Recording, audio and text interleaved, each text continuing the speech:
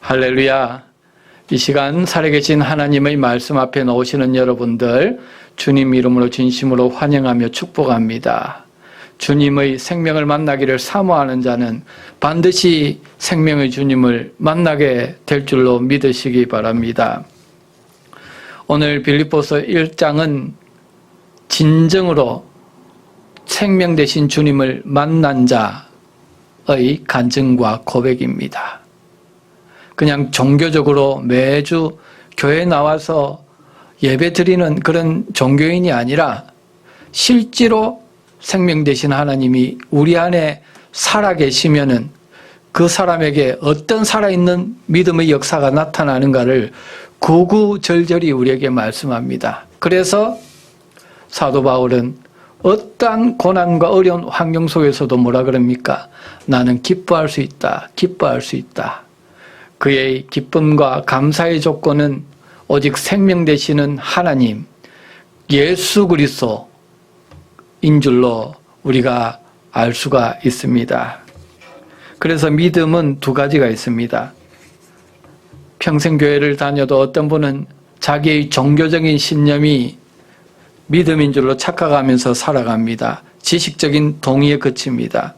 하지만 다른 분들은 하나님을 진정으로 만나게 됩니다. 생명 되신 하나님을 만났을 때에 그 앞에 거꾸러져서 주여 나는 죄인입니다 하면서 내가 주의 종으로 영원히 살겠습니다. 기쁨 가운데 살겠습니다.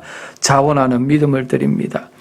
그 생명 되신 주님께서 우리에게 새 생명을 주시고 그 안에 믿음을 주십니다. 그래서 우리가 정말 주님을 만난 생명 있는 믿음을 가졌는지 아닌지는 어떻게 알 수 있느냐 하는 것입니다. 신학적으로 보면은 하나님만 아신다. 인간은 정확하게 알 수 없다 말합니다. 하지만 신앙생활을 우리가 하다 보면요.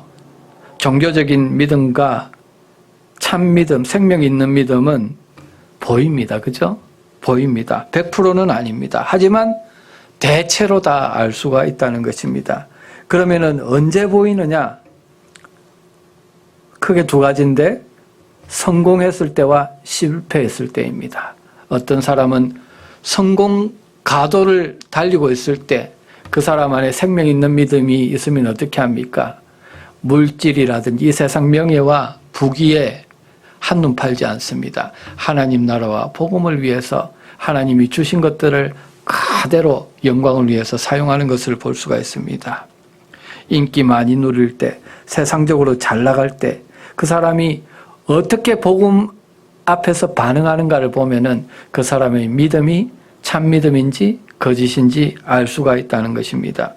또 하나는 오늘 본문과 같이 고난이 찾아오면은 알 수가 있습니다.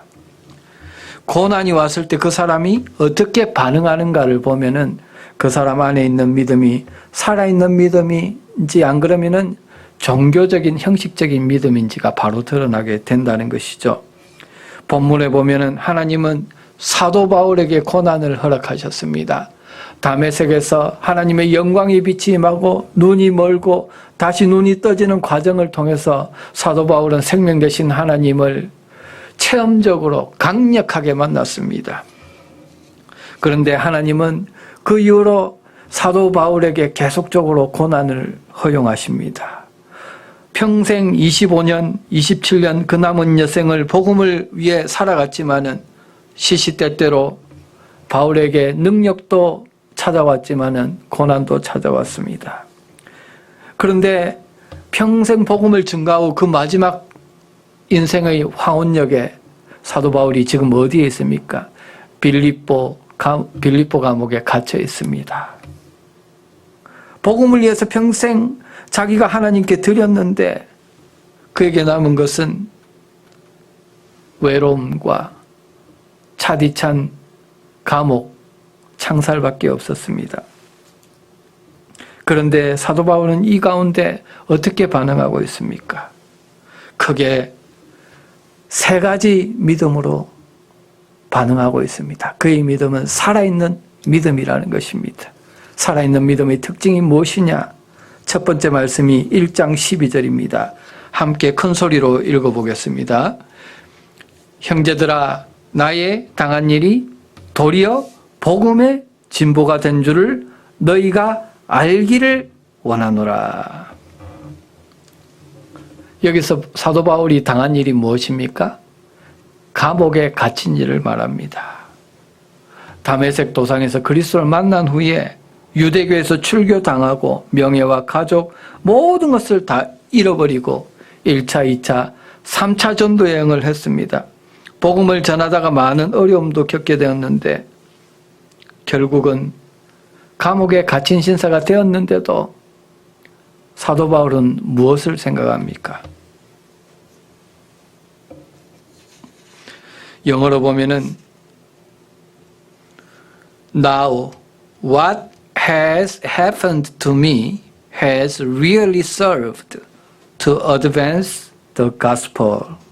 내가 너희가 알기를 원하는 것은 나의 이 고난 때문에 그리스도의 복음이 진보가 일어났다. 확장이 일어났다.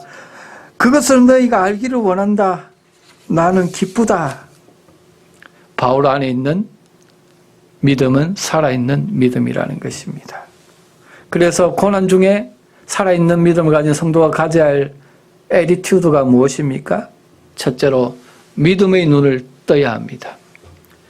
나의 고난을 통해서 빚어가시는 하나님의 복음적인 섭리, 선하신 계획과 열매를 볼 줄 알아야 된다는 것입니다. 그것을 보지 못하면요, 이 세상에 그리스도인만큼이나 초라하고 나약한 인생은 없는 거죠. 하지만 반드시 살아있는 믿음에는 이런 하나님의 선하신 계획과 열매가 나타나게 되어 있음을 믿으시기 바랍니다. 그런데요, 믿음이 있고 하나님의 약속이 나에게 있어요. 그래도 시시때때로 나에게 다가오는 고난 만나면은 내가 힘들어요. 아파요. 재정적으로, 관계적으로, 사회적으로, 사회 시스템적으로 나에게 고난이 찾아오면 너무나 힘듭니다. 하지만 내가 만약 살아있는 믿음이 있다면은 내 안에 생명 되신 하나님이 살아 계시다면은 내 아픔만을 말하지 않아요. 내 아픔에 집중하지 않는다는 것입니다. 이 고난을 통해서 빚어가시는 하나님의 복음의 역사를 봅니다. 하나님의 복음의 확장을 봅니다. 그것이 1년이든 10년이든 그 고난의 프로세스를 통해서 하나님이 어떻게 복음을 확장시켜 가는가, 나의 영혼을 어떻게 정금 같은 믿음으로 빚어가시는가, 그것을 바라보는 기쁨과 감격이 있다는 것입니다. 그런데 믿음이 연약한 자일수록 종교적인 믿음을 가진 자일수록 그 초점이 어디로 가느냐? 자기 자신에게 옵니다. Why me? 그럽니다. 하나님 왜 나입니까? 왜 나의 고난은 이렇게 큽니까? 오래 갑니까? 자기 몸에 조금 육체가 다친 것이요, 다른 사람 죽어가는 것보다 더 크게 느껴지는 게 바로 인간입니다.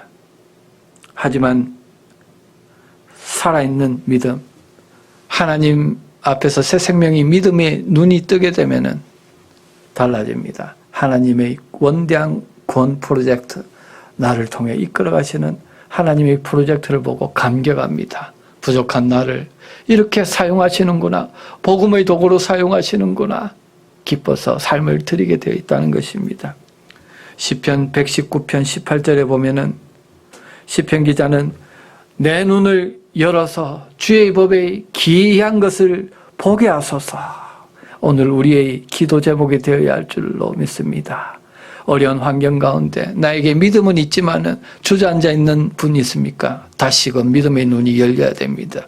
말씀을 통해서 열어주시는 이 믿음의 눈이 열려야 됩니다. 주여, 내 믿음의 눈을 열어서 주의 법의 기이한 것, 원더, 아주 기이하고 놀라운 것들을 보게 하소서. 그것이 실상이 되게 하소서. 사모하고 구하는 자에게 실상으로 나타날 줄로 믿으시기 바랍니다. 그래서 로마서 기자는 로마서 5장 3절 4절에 어떻게 이야기합니까? 그리스도 안에 있는 이 소망에 대해서 이야기합니다. 고난과 연단 가운데 있는 소망에 대해서 이야기합니다. 다만 이뿐 아니라 우리가 환난 중에도 즐거워하나니 이는 환난은 인내를, 인내는 연단을, 연단은 소망을 이룰 줄 알미로다. 할렐루야. 오늘 여러분 어려움과 고난 가운데 있는 분, 그 환경만 보지 마시고 말씀 가운데 우리 안에서 메가폰을 대고 우리 영혼에 말씀하시는 그 말씀 가운데 하나님께서 주시는 새 생명의 믿음이 눈이 떠져서 하나님께 감사하며 소망이 충만한 이 한 주 되시기를 주님으로 간절히 축복합니다. 두 번째 믿음의 특징입니다. 본문 빌립보서 1장 13절입니다. 표준 세번역으로 함께 합독하도록 하겠습니다. 곧 내가 감옥에 갇힌 것이 그리스도로 말미암은 것이라는 사실이 온 친위대와 그 밖의 모든 사람에게 알려졌으므로. 사도 바울이 감옥에 갇히게 된 이유가 무엇입니까? 복음 때문이잖아요. 정말 하나님을 만났으니까, 그 생명을 만났으니까 복음을 증거하는데 생명까지 아끼지 아니하고 증거하니까, 너무 과하게 전하니까 결국은 감옥에 갇히게 되었고 많은 적들이 생기게 되었습니다. 그런데 도대체 그리스도가 무엇이길래, 복음이 무엇이길래 저 사람이, 많이 배운 저 사람이 생명도 아끼지 아니하고 전하는가?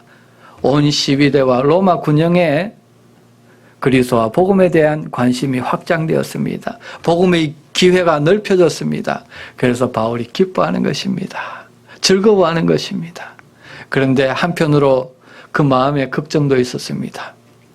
사도인 자기가 감옥에 갇혀서 밖에 있는 성도들이 마음이 위축되고 복음이 위축돼서 복음이 점점 작아지는 그런 현상이 일어나지 않을까 생각했던 것입니다. 하지만 본문 14절에 보니까 믿는 성도들이 어떻게 지금 반응하고 있습니까? 주님 안에 있는 형제 자매 가운데서 많은 사람이 내가 갇혀 있음으로 말미암아 더 확신을 얻어 말씀을 겁없이 더욱 담대하게 전하게 되었느니라. 할렐루야. 조금도 위축되거나 두려워하지 않았다는 것입니다. 오히려 더 확신을 얻었습니다. 정말 생명을 바쳐도 아깝지 않는 복음이구나. 진짜 살아있는 복음이구나. 거기에 대해서 확신이 더 충만해져서 목숨 걸고 전하게 되었다는 것이죠. 영어로 보면 more fearlessly, 더 두려움 없이 담대하게 복음을 전하게 되었다. 여러분, 감옥 안에 있었던 바울에게는 기쁨이 2배가 있었습니다. 자기로 인해서 그리스도와 복음이 온 시대 안에 전해진 것, 외적으로 자기의 고난을 통해서 외부에 있는 동력자와 성도들이 더 힘을 얻고 목숨을 걸고 복음을 위해 살아가는 것이었습니다. 그래서 살아있는 믿음의 두 번째 특징이 무엇입니까? 내 안에 있는 성령으로 말미암아 믿음의 영향력과 도전이 커져서 나뿐만 아니라 다른 사람에게도 영향을 준다라는 것입니다. 지금까지 역사상 많은 군왕들이 그리고 적그리스도들이 착각한 게 무엇입니까? 교회를 핍박하고 누르면 위축되고 사라질 거라고 생각했습니다. 하지만 기독교 역사를 보면은 믿음이 가장 순수하고 복음이 왕성하게 전파된 때가 언제냐? 고난과 핍박 속이었습니다. 예루살렘에서 핍박받으니까 복음이 유대로 가고 또 사마리아로 가고 로마와 유럽 전역으로 번지면서 전 세계로 퍼져 나갔습니다. 가톨릭이 핍박을 하니까 종교개혁이 일어나서 성경이 각 민족 언어로 번역되면서 그리고 제자 훈련들이 평신도 훈련들이 일어나면서 전 세계에 복음이 확장되고 있습니다. 다시 말해서 복음의 능력은, 그리스도의 참 복음의 생명력은 고난 속에서 피어난다는 것입니다. 오늘 바울은 고백합니다. 나의 고난 때문에 시위대 안에 모든 사람들에게 그리스도의 복음이 알려지게 되었다. 나의 고난이 오히려 밖에 있는 성도들에게 거룩한 영향력을 주고 도전을 주어서 복음이 더 담대하게 전해지게 되었다. 복음의 진보를 가져왔다. 얼마나 기쁘고 기쁜 일이냐. 나는 이 일을 위해서 살아가는 자다. 나는 중직자인데 내가 어려움 당하는 것 보고 다른 사람들이 시험 들면 어쩌나. 만약 내가 살아있는 믿음을 가지고 있다면요, 아무리 내가 큰 고난을 당하고 있어도 하나님께서 내 안에서 새로운 도전과 생명력을 불어넣으셔서 그 고난을 살아있는 믿음으로 극복하게 하셔서 다른 사람에게 더 큰 거룩한 영향력과 도전을 주고 하나님께 영광을 돌리게 하실 줄로 믿으시기 바랍니다. 이것을 사모하고 주여 나에게 거룩한 주님의 생명력, 거룩한 도전과 영향력을 부어 주시옵소서. 이 기도 제목 가지고 이 시간 나가는 저와 여러분 되시기를 주님 이름으로 간절히 축복합니다. 세 번째는 빌립보서 1장 15절로 17절 말씀입니다. 어떤 이들은 투기와 분쟁으로, 어떤 이들은 착한 뜻으로 그리스도를 전파하나니 이들은 내가 복음을 변명하기 위하여 세우심을 받은 줄 알고 사랑으로 하나 저들은 나의 매임에 괴로움을 더하게 할 줄로 생각하여 순전치 못하게 다툼으로 그리스도를 전파하느니라. 바울이 전심으로 복음을 증거하니까, 내가 만난 주님을 증거하니까 바울에게 두 가지로 반응하는 부류가 생겼습니다. 어떤 이들은 바울의 사역을 귀하게 사랑스럽게 여깁니다. 격려해 줍니다. 독려합니다. 물질적으로, 심적으로, 기도로 독려합니다.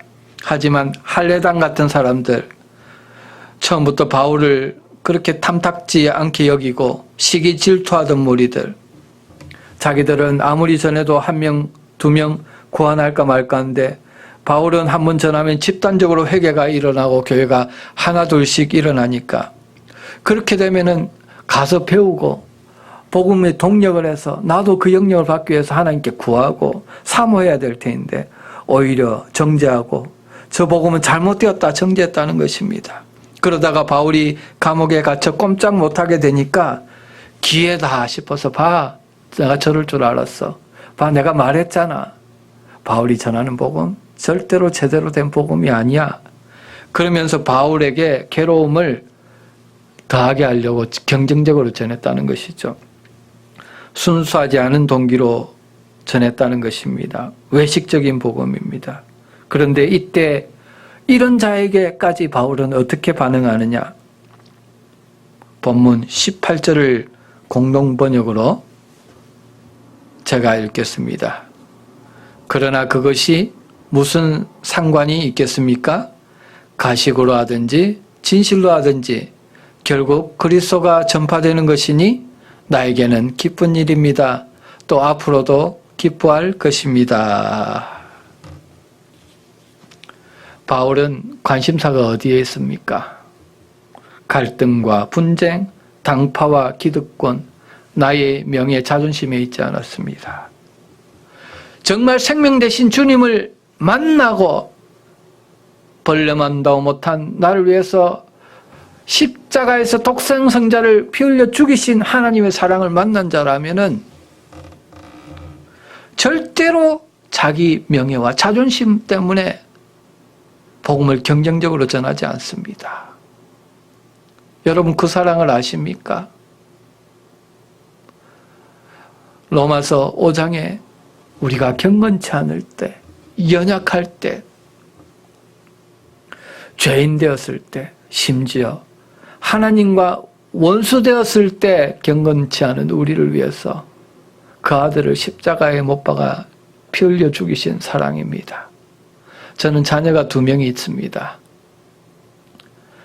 다른 사람을 위해서, 제가 귀하게 여기는 친구를 위해서도 자녀 한 명이라도 희생할 수 없습니다. 그게 나의 인간적인 사랑, 좁은 사랑이에요. 그게 저의 한계입니다. 둘 중에 하나도, 두 명 있는데 하나도 줄 수 없는 사랑입니다. 그런데 하나님은 그냥 하나님과 사이가 좋고 하나님과 친한 그런 자가 아니라 하나님과 대적했고 죄인이었고 원수였던, 벌레만도 못한 나를 위해서 하나밖에 없는 독생성자를 육신 가운데 죄의 형체로 보내셨고 십자가에서 모든 물과 피를 다 흘리게 하셨습니다. 그를 통해서 에베소서 2장 1절 허물과 죄로 완전히 죽었던, 하나님도 모르고 지옥 끝으로 달려가고 있던 저를 다시 살리셨습니다. 새 생명이 되게 하셨습니다. 그리고 오늘 내 안에 그 살아있는 믿음을 주셨습니다. 그 사랑의 주님을 만났습니다. 그 주님을 봅니다. 내 안에 살아계십니다. 그런데 어찌 제가 복음을 증거하면서 그 주님을 만났다고 하면서 내 안에 생명으로 사신다고 하면서 사랑으로 사신다고 하면서 나의 자존심과 명예를 위해서 교회를 하고 복음을 전할 수 있겠습니까?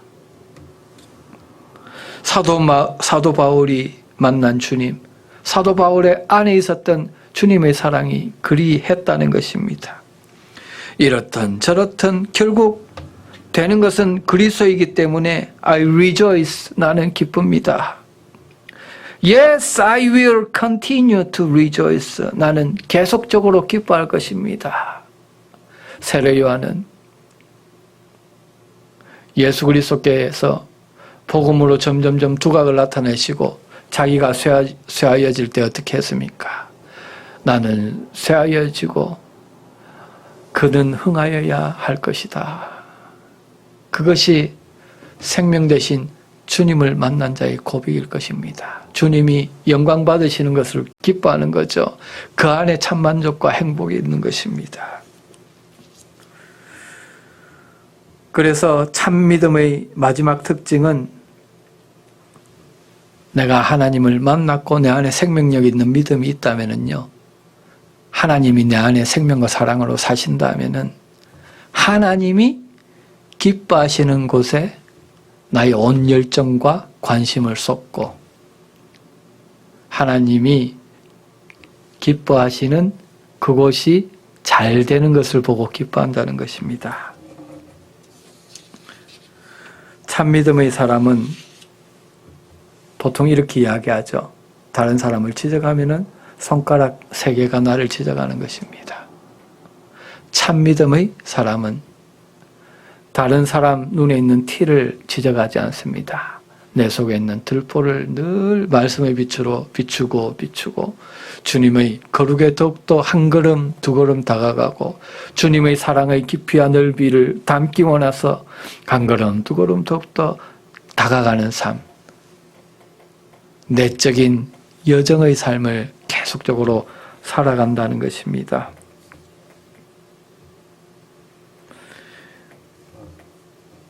그런데 여러분, 설교는 쉽습니다.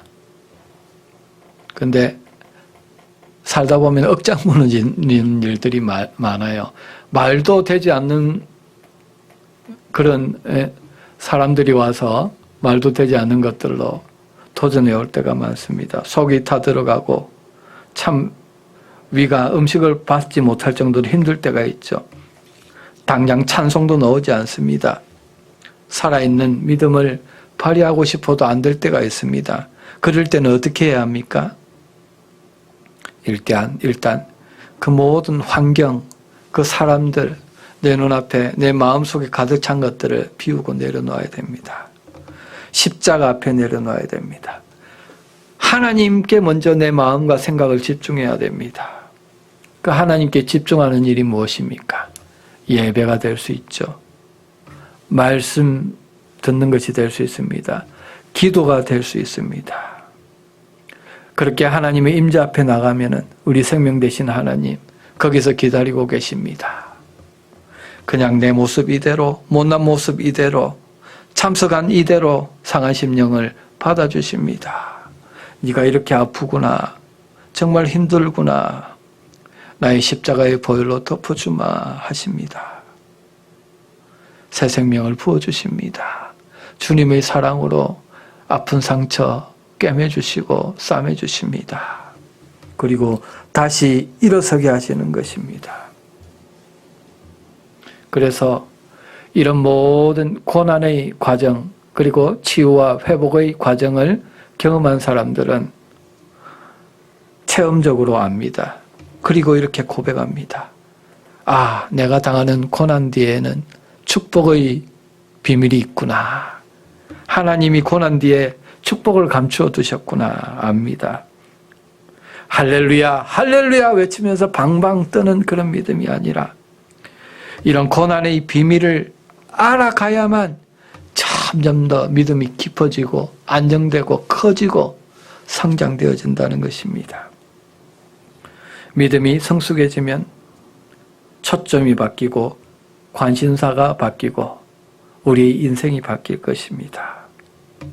사도 바울이 20절에서 내 간절한 기도와 소망은 뭐라고 고백합니까? 내 몸에서 그리스도께서 존귀케 되는 것이니 합니다.